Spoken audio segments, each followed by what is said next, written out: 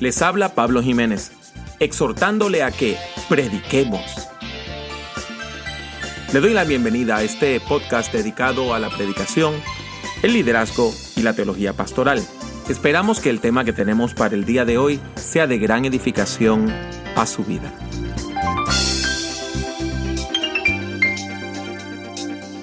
Pero tenemos este tesoro en vasos de barro para que la excelencia del poder sea de Dios y no de nosotros.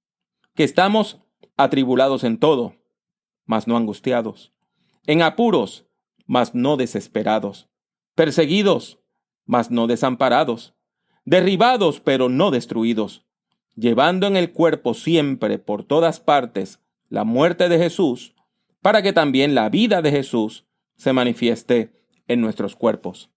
Este pasaje de 2 Corintios, capítulo 4, versículos 7 al 10, tiene grandes enseñanzas sobre el liderazgo que exploraremos después de este mensaje. El futuro de una iglesia local, de una denominación o de una institución religiosa sin fines de lucro depende en gran medida de la calidad de su liderazgo. Por eso, si usted desea alcanzar sus metas ministeriales, debe prepararse debidamente para obtener esos logros. Usted desea un programa de educación teológica que sea excelente en términos académicos, accesible en cuanto al lugar y horario de los cursos y módico en el aspecto financiero. Excelente, accesible y módico. Así es el programa de ministerios hispanos del Seminario Teológico Gordon Conwell. Excelente porque contamos con una facultad reconocida internacionalmente. Accesible porque ofrecemos cursos intensivos en inglés y en español en distintos puntos de los Estados Unidos, América Latina y el Caribe. Módico porque nuestros estudiantes reciben una generosa beca que facilita su acceso y permanencia en el programa. Por medio del programa de Ministerios Hispanos, usted puede obtener una maestría en artes en liderazgo cristiano. Y si no tiene un bachillerato o una licenciatura que le califique para la maestría, puede solicitar admisión a nuestro diploma en liderazgo cristiano. Si termina este programa de manera exitosa, podrá pasar directamente a nuestra maestría sin perder ninguno de los créditos obtenidos.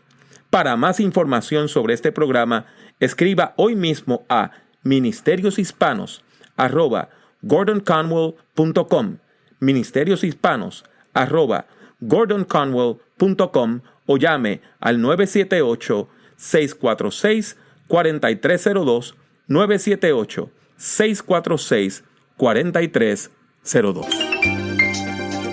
Le invito a recordar algunos de los momentos más gratos de su vida. Están a flor de piel, así que no será difícil traerlos a la memoria. Piense en la sonrisa de mamá, en la sazón de la abuela, en el perfume que usaba su papá, la máquina de afeitar de abuelo, el primer beso, un matrimonio, una boda, o el nacimiento de un niño o de una niña.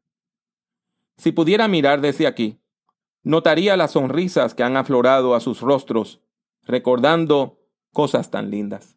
Ahora bien, si le preguntara cuáles son sus recuerdos más dolorosos, los eventos serían distintos, pero los actores serían los mismos. Entre nuestros momentos de mayor dolor se encuentran cosas tales como la enfermedad de mamá, la agonía de la abuela, el olor a enfermedad en el cuarto de papá, la senilidad del abuelo cuando ya no nos reconocía, la primera vez que nos rompieron el corazón, un divorcio y peor aún, la muerte de un niño o de una niña. Los eventos cambian, pero los actores son los mismos. Si me permiten continuar con la línea de preguntas, haría una más. ¿Cuánto tiempo pasó entre aquel momento de felicidad y ese evento desastroso? ¿Cuánto tiempo? Estoy seguro de que, si sacáramos cuentas, comprenderíamos que estos eventos ocurrieron casi al mismo tiempo. Porque la vida es así. La vida es frágil. La vida cambia en un momento.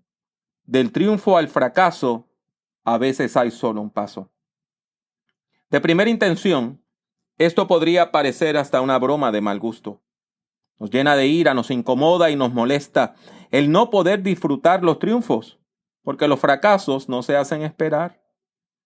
¿Cuántas veces no hemos orado en son de queja, preguntándole al Señor si no podía darnos unos días, unas semanas o unos meses más de descanso entre problema y problema?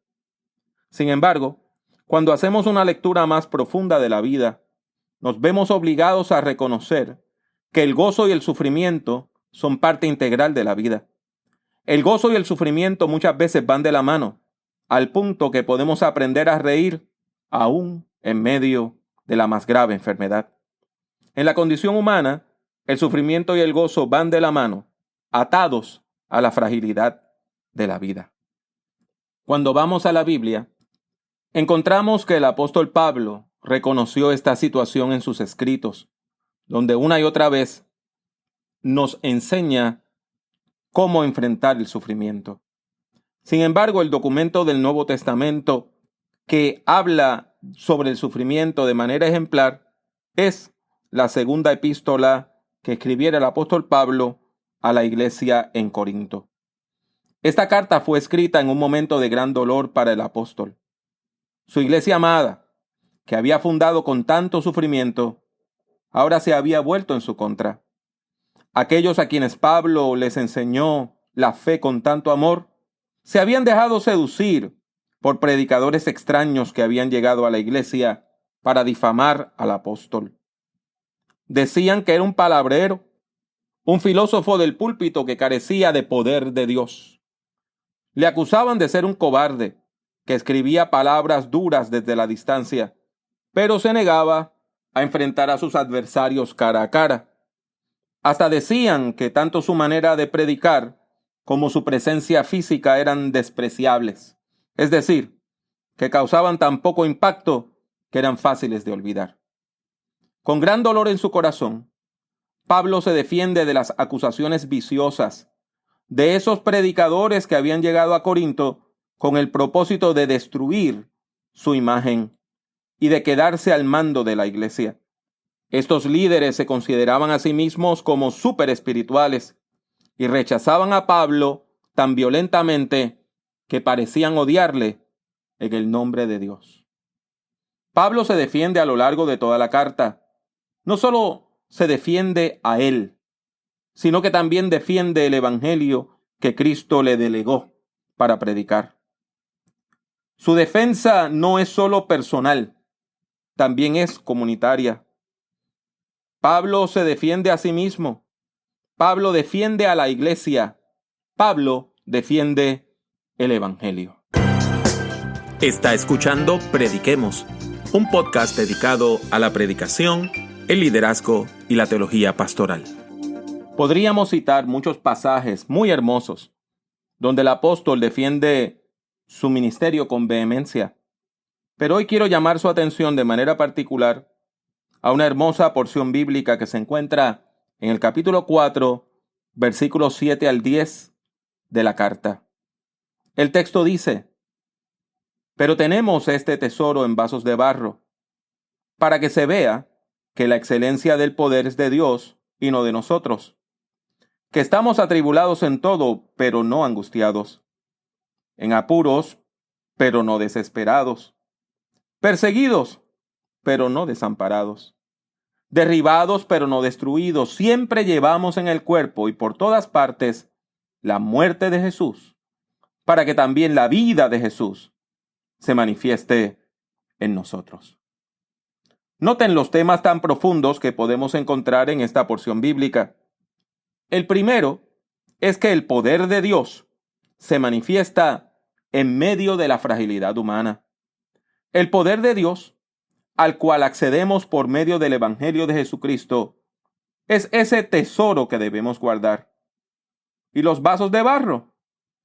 Esos somos usted y yo, y todo ser humano creado del polvo de la tierra.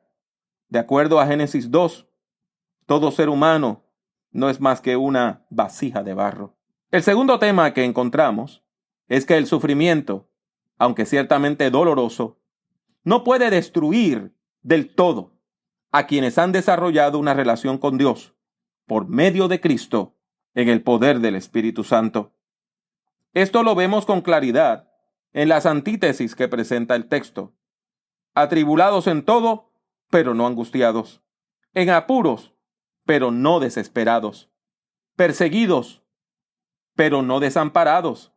Derribados, pero no destruidos. Y el tercer tema es que la excelencia del poder es de Dios, por lo tanto no depende de nosotros. El poder de Dios es excelente porque Dios es excelente. La gloria de Dios es lo que hace glorioso el Evangelio de Jesucristo.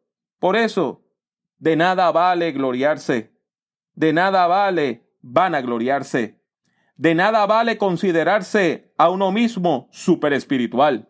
¿Por qué?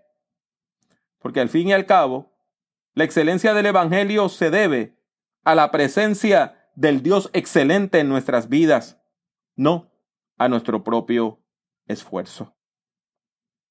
Un buen amigo ministro, quien a su vez era hijo de un ministro retirado, me contó la siguiente historia. Su papá llegó a vivir más de 90 años, y aunque en general su salud fue muy buena, en los últimos años se deterioró muy rápidamente. Esto le llevó a pasar las últimas 3 semanas de su vida en un hospital. Parece una derrota, ¿no? Un anciano muere lentamente en un hospital después de dedicarle toda la vida al servicio de Dios. Pero no fue una derrota. Al contrario, fue una resonante victoria. Durante su estadía en el hospital, el viejo pastor tocó el corazón de gran parte del personal médico, al punto que varias personas llegaron a convertirse o a reconciliarse con el Señor por medio de aquel hombre enfermo que daba testimonio desde su lecho. Esta no es una historia triunfalista, no es una ilustración súper espiritual, tampoco es una narración fantástica. No, es sencillamente una historia real. Un hombre que vivió toda su vida hablando de Cristo a los demás, murió hablando de Cristo a los demás, a toda persona que rodeara su lecho de muerte. ¿Por qué? Porque así es el Evangelio. Tenemos este tesoro en vasos de barro para que se vea que la excelencia del poder es de Dios y no de nosotros. Les habla una vez más Pablo Jiménez. Deseo darle las gracias por escuchar este podcast. Si desea escuchar o ver algunas grabaciones adicionales, estas son las opciones. Suscríbase a Prediquemos por medio de iTunes o de su aplicación favorita para descargar audio desde el Internet. Si ha disfrutado de este programa, le ruego que deje una valorización positiva del mismo, ya que eso ayudará a que otras personas puedan encontrar nuestro podcast. Visite nuestra página en el internet drpablojimenez.com.